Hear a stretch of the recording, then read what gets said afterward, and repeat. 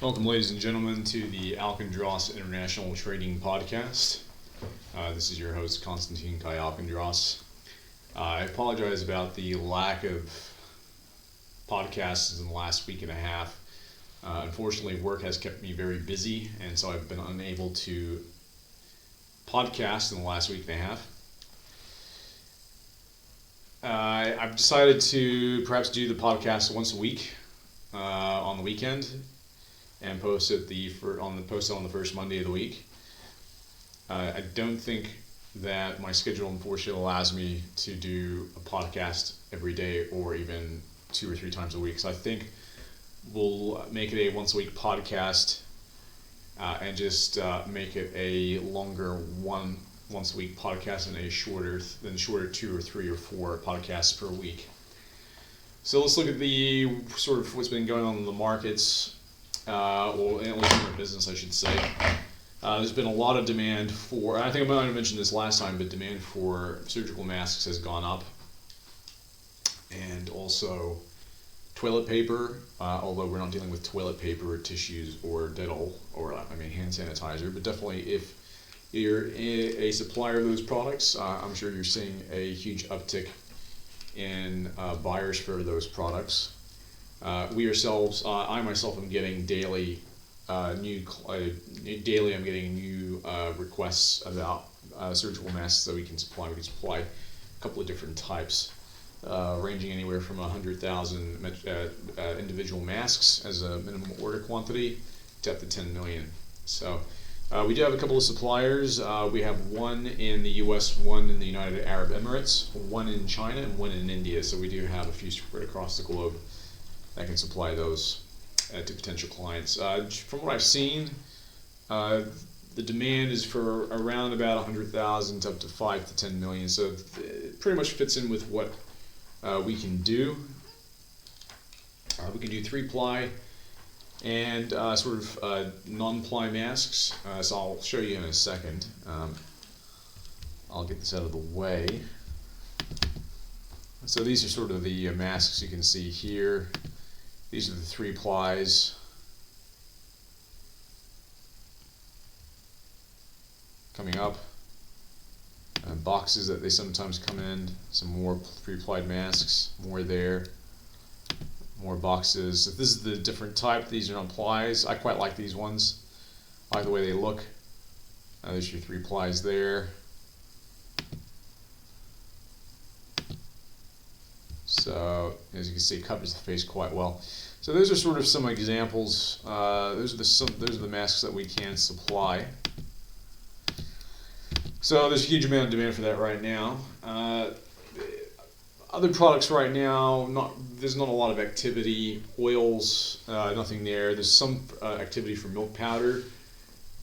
I'm not sure at this point. We do have a buyer for milk powder in Bangladesh. Not sure if that is going to go through at this point. I'm not sure that the buyer's quite ready, so they're a little bit. I'll have to sort of twist his arm and see if that sort of pushes him over the edge. But I think he's a little bit on the fence at this point, whether he wants to buy or not. So there is some demand for milk powder currently still, but nothing for oils and nothing for agricultural commodities. There are not very many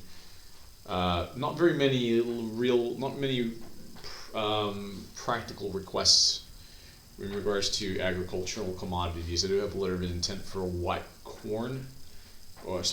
soybeans, but I'm not sure. I'm not confident that's really going to go anywhere. The client is quoted at a fairly low price. I don't think it's going to happen, but I'll look into it, see what to do. But agricultural commodities right now, not very much is happening. There are 2 clients for gold that we've got, and we're currently working through that. Gold, there's been a new development in gold. I think we're going to be able to actually start to really increase the quantity of the amount of deals that we can start to make. If we supply from Australia, I have found some small quantity suppliers, so I think it will be possible to make lower risk deals on lower quantities, because there is some demand for low quantities of gold from overseas, particularly in India. There's quite a bit of demand for low quantities of gold.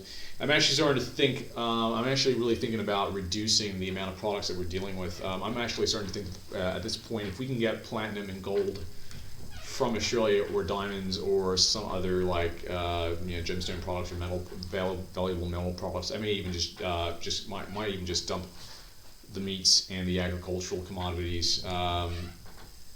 Because they're very tough products to deal with. There's just a lot of demand for those, a lot of supply for those. Generally, the market is quite diverse in how many people want these products. Some people don't have a lot of money, some people have a lot of money, and so it's hard to find.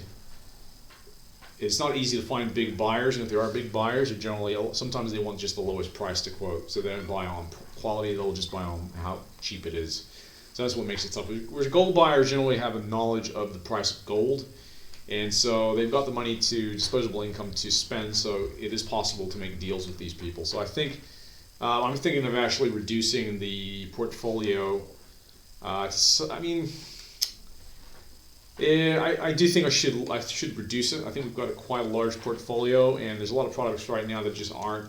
There's really not a lot of demand, and the commission for agricultural commodities and oils and meats is rather, it's okay, of course. I mean, of course you can make quite a lot, but in comparison to gold, I don't think it's actually as good. So I think I'll start looking at gold and platinum and silver as objects to trade, so and brokers. So I think that's what we're going to focus on, or at least I think that's what I'll decide to start pivoting towards and focusing on that in the coming weeks and months, and hopefully we can start making some deals with suppliers here in Australia to people overseas. So I'll have to hit up some old contacts that I've got overseas for smaller quantities or maybe medium quantities, and see if we can't get a deal done. So there are some exciting things happening on the metals now.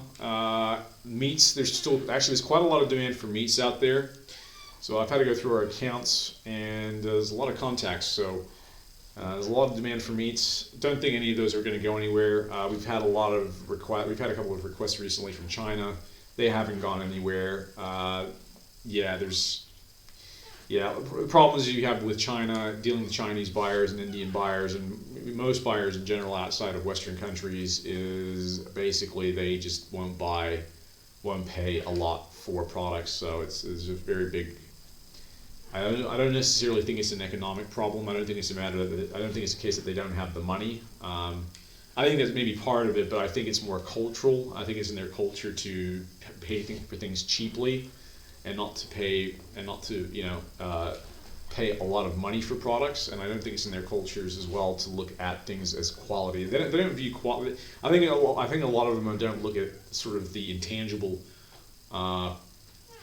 value of items. They just look at, all right, I want this product and I want to get it as cheap as possible. But they don't look at the product and say, well, okay, well, it's not really gonna.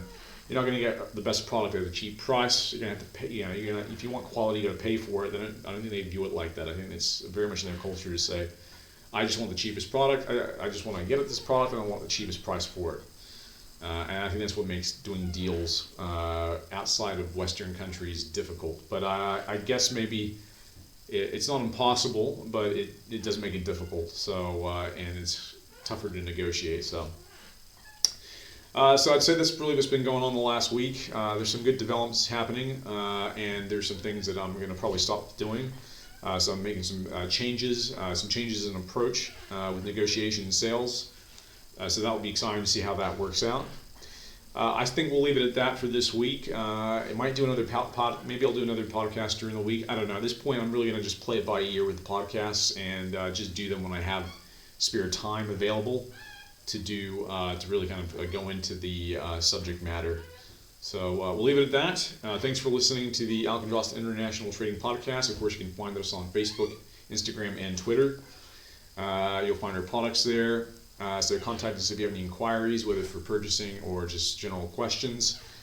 So this is your host, Konstantin Alkindrost, on behalf of Alkindrost International Trading. Thanks for listening. Signing out.